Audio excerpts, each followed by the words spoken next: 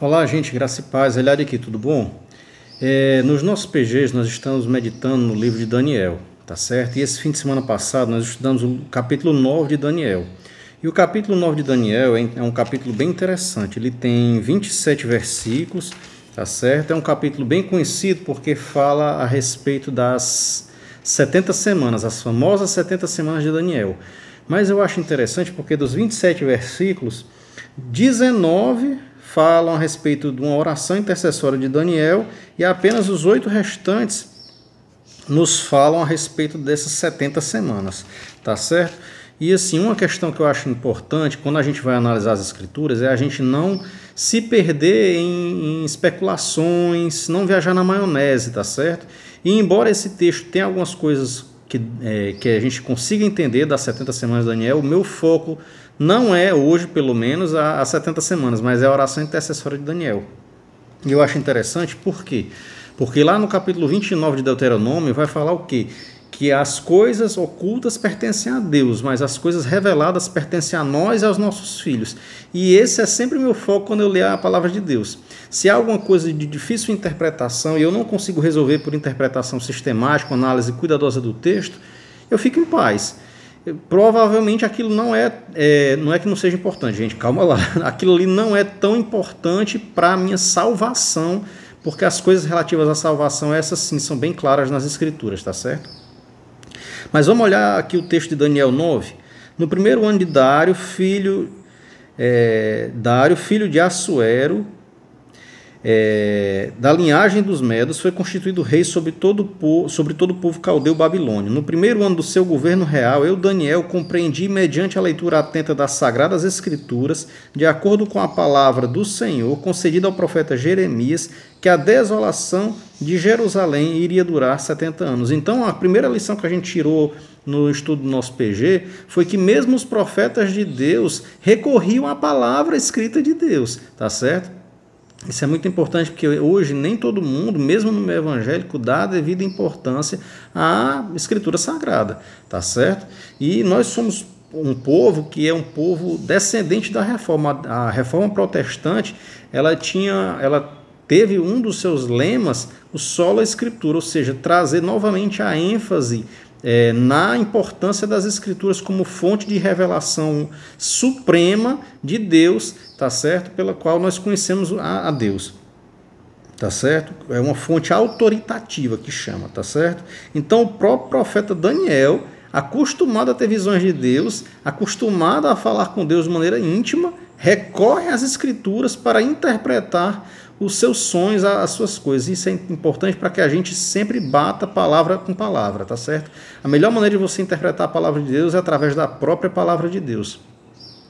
Eu acho interessante que Paulo, em determinado momento, lá no livro de Atos, ele vai dizer que os de Bereia eram mais nobres do que os de Tessalônica, porque conferiam na palavra se aquilo que ele estava falando é verdade. E é por isso que você, quando vê esse vídeo ou vê qualquer pregação na internet, ou mesmo que seu pastor na sua igreja, ou padre, ou enfim, você mesmo vá conferir nas escrituras, na Bíblia, se está falando a verdade, tá certo? Aí verso 3, então voltei meu rosto ao Eterno, a fim de buscá-lo mediante orações e súplicas em jejum, vestido de luto, em panos de saco e coberto de cinza. Isso aqui demonstra a maneira com que ele se aproxima do Senhor. Ele não se aproxima, mesmo o profeta, novamente falando, mesmo alguém que tinha costume de receber as profecias de Deus, as revelações de Deus, os sonhos, ele não age de maneira arrogante, muito pelo contrário, pelo fato dele conhecer o Senhor, ele se aproxima de Deus por meio da sua palavra, por meio de orações, em um espírito quebrantado, em um espírito de humilhação, porque ele reconhece que nada vem dele mesmo, tudo vem de Deus, tá certo?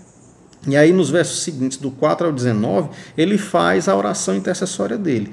E ele diz assim, orei a Yahweh, meu Deus, e expressei a seguinte confissão. Ele começa a oração confessando os seus pecados. Os pecados que a gente vai ver não são pecados só deles, mas é pecado do próprio povo. Ó Adonai, Deus grande e temível, que mantens a tua aliança de favor e misericórdia para com todas as pessoas que te amam e obedecem aos teus mandamentos. Então perceba aqui que mesmo no Antigo Testamento, que a gente tem a percepção de que a aliança era a aliança de lei, e não deixa de ser, de certa forma, se a gente parar para analisar, né? Não está errado pensar dessa forma, mas já era uma aliança de graça. Olha aqui, mantens a tua aliança de favor e misericórdia, a aliança de graça, para com todas as pessoas que te amam e obedecem aos teus mandamentos. Então essa aliança de Deus é com relação às pessoas que o amam e demonstram o seu amor por meio da obediência, tá certo? Por meio da obediência. Não adianta a gente dizer que crê em Deus e não obedecer aos seus mandamentos. A gente age pior do que um incrédulo, do que um ateu. Aí ele vai continuando, verso 5, perdão. Nós pecamos e temos praticado toda espécie de malignidades, agindo com impiedade e rebeldia, apartando-nos dos teus princípios e das tuas leis. Daniel, ele não mede as suas palavras, ele não passa pano, ele admite como pessoa, como indivíduo e como povo, como etnia, o povo da aliança, de que eles tinham pecado contra Deus. E todo tipo de pecado, não era só pecadinho não, pecadinho e pecadão. Verso 6, não temos dado ouvidos aos teus servos, os profetas, que pregaram em teu santo nome aos nossos reis, aos nossos governantes e líderes, bem como aos nossos pais e antepassados e a todo o teu povo. E eu acho interessante quando ele faz isso aqui, ele não está falando só da geração dele não. Na verdade, a geração dele é culpada sim, mas é a que está colhendo os resultados daquilo que foi plantado, gerações e gerações no povo de Israel. E é disso que Jesus vai falar lá em Marcos 12, quando fala da parábola dos maus trabalhadores, de que Deus tinha mandado servos e mais servos anunciar, tá certo, a Israel que se arrependessem, que se convertessem nos seus maus caminhos, que se voltassem para ele. E eles sempre rejeitaram. Eles trataram uns de uma forma ruim, outros apedrejaram e outros mataram, que vai dizer lá o texto de Marcos, tá certo? E o texto de Marcos fala finalmente a respeito do filho, tá certo? E a respeito do filho ele já não entra aqui, tá? Mas perceba que aqui os governantes de Israel, e aqui cabe também uma reflexão para os nossos dias, os nossos governantes são aqueles que deveriam nos conduzir à presença de Deus, nos conduzir numa vida de santidade, nos conduzir numa busca de arrependimento e busca ao Senhor, tá certo? E aqui governantes que eu falo, obviamente, os líderes das nossas comunidades religiosas, tá certo? Mas principalmente os nossos governantes mesmo, prefeito, governador, presidente, juízes, outras autoridades que receberam de Deus esse comissionamento, tá certo? Essa missão de conduzir o seu povo a uma postura de adoração. Aí ele continua no verso 7, ó Adonai, Senhor, Tu és justo, e hoje nos sentimos humilhados e envergonhados. Sim, nós, o povo de Judá, de Jerusalém, de todo Israel, tanto os que estão perto como os que estão distantes, em todas as terras pelas quais nos espalhaste, por causa da nossa infidelidade para contigo. Então perceba que aqui ele reconhece a justiça de Deus, uma justiça que não é a nossa justiça. Nós estamos pagando pelos nossos próprios pecados que não se referem à nossa justiça falha, à nossa justiça humana pecadora, muito distante do padrão divino. No verso 8, ó Elohim, nosso Deus, aos nossos reis, aos nossos príncipes e aos nossos antepassados pertence toda a vergonha, porque temos errado e pecado contra ti.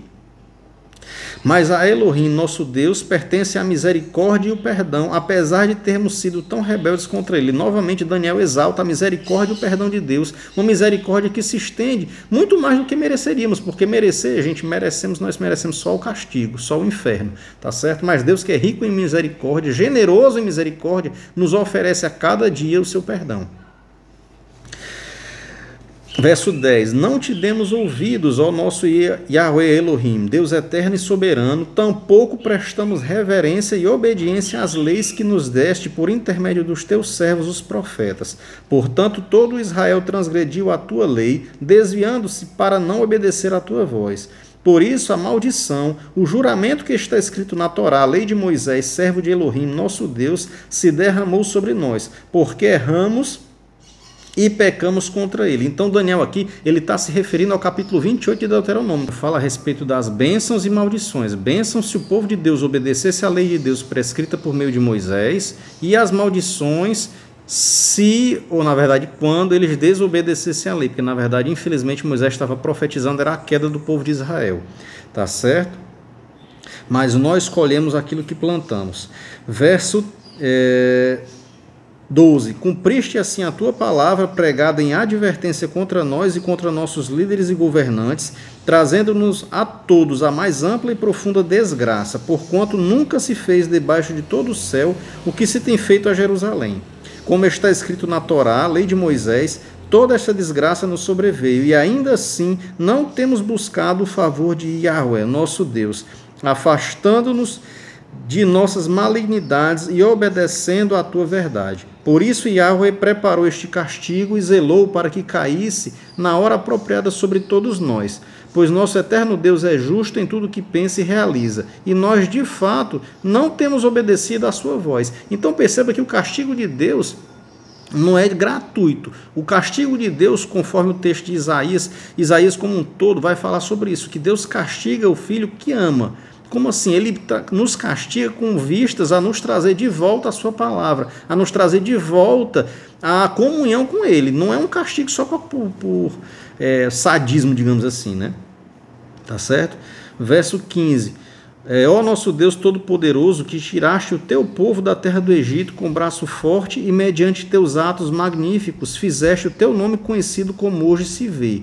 Em verdade, sim, pecamos, tendo agido como ímpios e somos culpados. Agora, ó Eterno, de acordo com todas as tuas justas realizações, afasta de Jerusalém, da tua cidade, do teu santo monte, a tua ira devastadora e toda a tua indignação.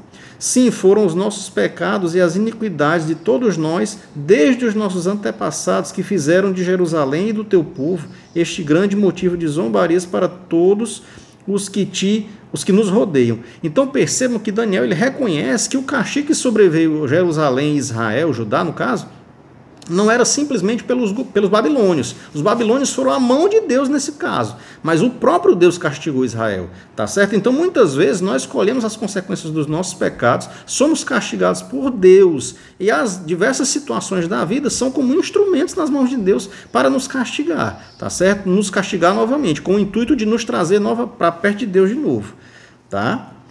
Verso 17. Contudo, ó nosso Deus, ouve agora a oração e as súplicas do teu servo, e faz resplandecer o teu rosto com o brilho do teu favor e misericórdia sobre o teu templo, destruído e abandonado por amor de ti.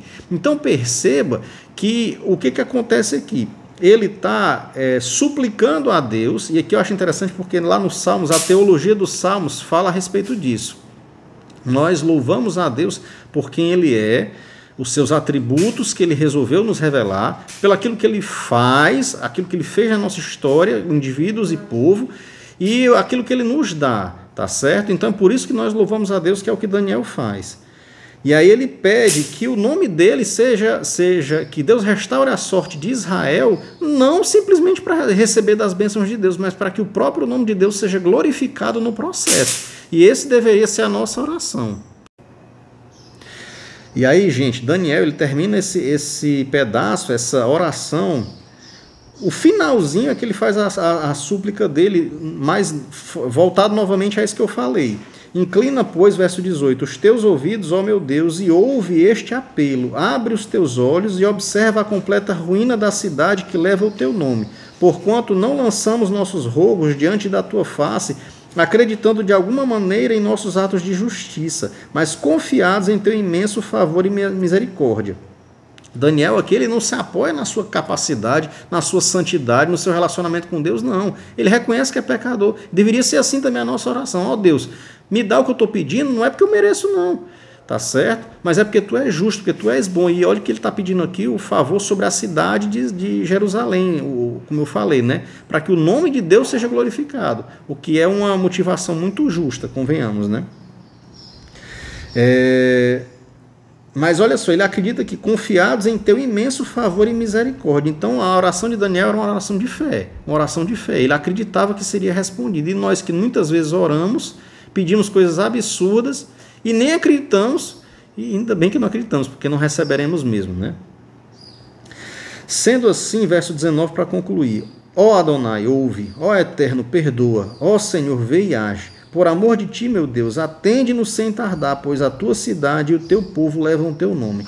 Então, o fim dessa oração, o fim dessa intercessão de Daniel a respeito da sua cidade, a respeito do seu povo, é o mesmo que deve ser para o nosso hoje em dia, tá certo? Que Deus ouça, escute e nos perdoa mesmo sem merecermos, tá certo? Que nós não merecemos, para que o nome de Deus seja glorificado. Então a minha oração, gente, hoje é que, meditando nessa palavra do capítulo 9 de Daniel, você também chega à mesma conclusão que eu cheguei, de que nós não somos merecedores, nós somos pecadores. Daniel aqui é muito parecido com o texto do capítulo 6 de Isaías, que eu fiz um vídeo há algumas semanas, tá certo? Isaías, como profeta de Deus, se coloca como um sacerdote, representante da nação. Daniel, a mesma coisa. Mesmo que isso aqui, se você parar para analisar a vida de Daniel, provavelmente ele não era tão pecador assim como o texto dá a entender. Mas, meu irmão, cada um de nós é que sabe do seu pecado, tá certo? Só eu sei quão miserável pecador que eu sou.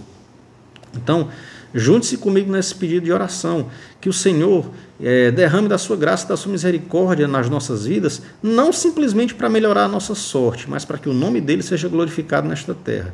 Amém? Deus nos abençoe.